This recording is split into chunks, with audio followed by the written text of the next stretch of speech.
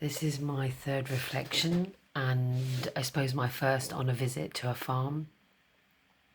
I chose Littlecress, and the reason I chose Littlecress is one, I suppose I love the entrepreneurial energy of the guy behind the project. I loved his ability to go out and search for new products, work with chefs, create products that they want and that they're looking for. And I found the space very neat and tidy, the actual area. So I'm going to go into that a little bit more. I arrived at Littlecress bang on time. Considering I'm driving a big camper van, I thought that was quite good. My Jeep is not working, so that added an extra stress to the situation. But I arrived and everyone was calm, and Tom greeted me, and there's always a calmness with Tom, and that makes a massive difference actually when you feel nervous coming into a group, because there's always that element of social anxiety. So they were all gathered in the polytunnel already when I arrived, and I was surprised actually at the real neatness of the polytunnel, that it was really clean. There wasn't really dirt on the ground.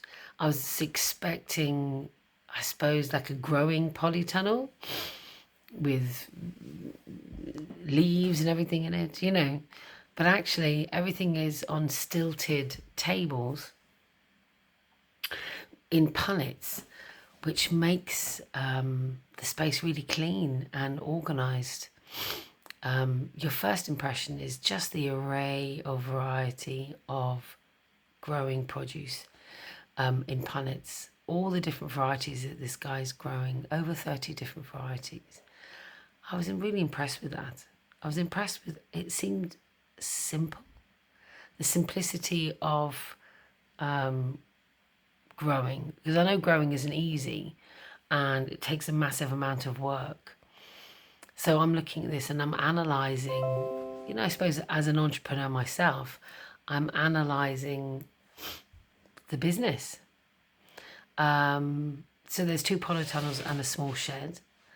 We met the grower, really nice, personable guy, really friendly, really open with his business, which makes it a real pleasure.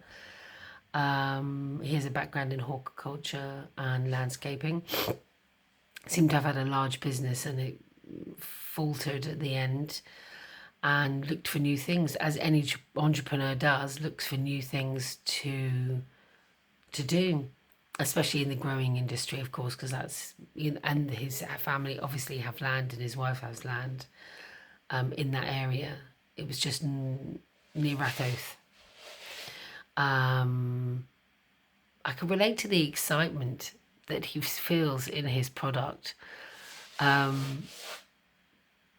The constant innovation that he's going through by communicating with chefs and finding out what they want. I liked his kind of startup story. He wasn't getting a full enough income on the farm, not enough for 2 people and a family, and it was a great incentive, he said, to look for something new. There's his quotes. So he's looking for the right business, a niche food product, and he actually used the internet, which I thought was interesting, for his research. And he decided to try these microgreens. He saw a chef tweet about looking for a certain type of green, micro-seeded plant, and he decided to give it a go. So basically what a microgreens are, what the business is, which is probably good for me to tell you, is he grows seeds. He germinates seeds, lets them grow till they're about 2 inches. So they get their first set of leaves, and sometimes second set of leaves, and then sells them on. So they're for use for fine dining. He said particularly fine dining, for decorating plates, adding, I suppose, a real unique flavour profile, especially things like red seashell leaves and vervain and apple marigold, which is one that I thought was interesting that he was going for a chef. And he said it was really tasty. We tasted it. We did samples, tasted a lot of the products. And then, I mean, really intense flavour, which was actually lovely to get that intensity in such a small little thing, you know. So he said he trialed and errored. He looked and researched other people's trials and errors with the plants themselves online, which I thought was interesting. And so he didn't have to reinvent the wheel.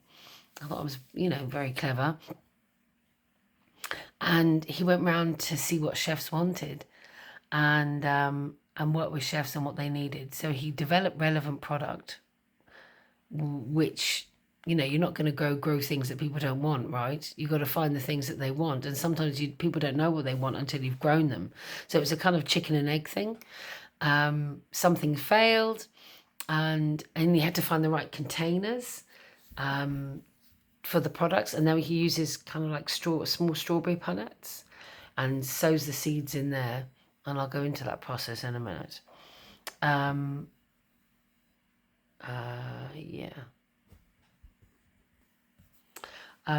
What chefs are doing with his products are using them, like I said, for decoration, for pastry, things like that. He sells them in boxes of different varieties. A box of 6 punnets, and he sells a seasonal box. He'll sell a new product range box, so the chefs can try out new products. He has 2 delivery guys. One goes into Dublin, I'd say every day, and one more around the area of Dublin, perhaps Kildare, around, you know, Meath, those kind of areas. He has 100 stockists of his product, which is great. Obviously, making a thriving living. 3 staff. Well, his wife does the books, and he does obviously the growing, development. His son does watering when he can get him. He's 14, and Deirdre, who does the planting. Planting seems quite a simple process. He has a small potting shed and has 4 shelves at the back of the shed. And these shelves are, I suppose, the stages of growth of each plant, of the plants, before they go into the polytunnel. So it's really, walk in there and it's very cozy and warm in there. You know, you'd actually probably fall asleep in there. I think it's about 22 degrees, something like that. Perhaps not as hot. I can't remember. I think I asked her, but I don't know. It's about 18, 19 degrees. And she puts soil in the punnet, sows the seed in the punnet, presses it down with a wooden block, just a simple wooden block, and packs them in trays and puts them on the loads them on top of each other. So the darkness helps bring the seed on. And then after the growing cycle is very quick, 1 to 2 days in terms of the sprouting cycle, and then separates them all out, puts them under heat lamps, they grow, and most of them go into the polytunnel, which is of course lovely and warm. But the basil stays out because of it can burn in the polytunnel, cold or hot, or it's quite temperature sensitive. So that stays out. I also noticed that just in terms of product range and the seeds are in the potting shed, sacks of dried, you know, seeds, and I just thought, what a great labor saving business. The seeds are doing all the work, really, and you're watering, providing the right atmosphere, which of course has taken time to perfect. And I'm not discounting that. I'm just thinking it was such an innovative business. And actually